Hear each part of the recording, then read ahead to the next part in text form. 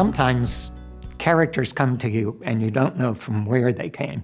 I was working on a novel called The Face, and into my head came the line, "My name is Odd Thomas, I lead an unusual life." And I didn't know what that meant or what I would do with it, but I knew it was the start of a story. I turned around and wrote it down on a yellow legal pad, which I make notes on, and the next thing I knew, I was writing longhand the story, the opening chapter, and I never have before or since written longhand.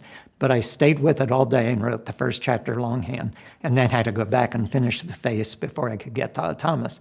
Where he came from, I don't know. It's a total mystery. I was in LA in a meeting where I met a very famous movie star. I'll never say who.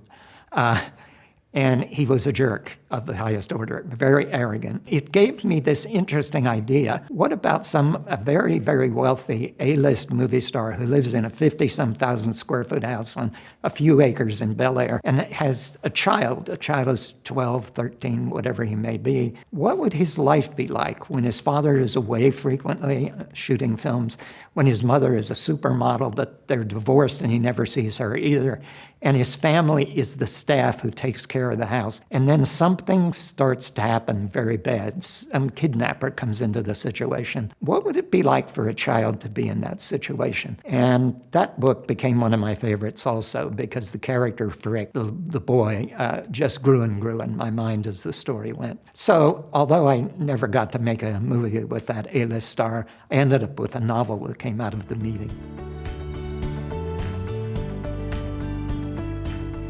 Ashley Bell was inspired by the fact that a friend of mine developed a very aggressive brain cancer and was told he had only a year to live, that no one had ever lived longer than a year. After he passed the year mark and was still perfectly healthy in every regard except for this, I thought, I want to write a story about a character who is given this same diagnosis and not only survives a year but beats it forever, and beats it because there's some talent she has that she doesn't even know she has. So writing this story was my way of trying to write him a nice long life. And the strangest fact is 5 years later he was the longest surviving person with this and still doing very well. So sometimes life actually follows fiction.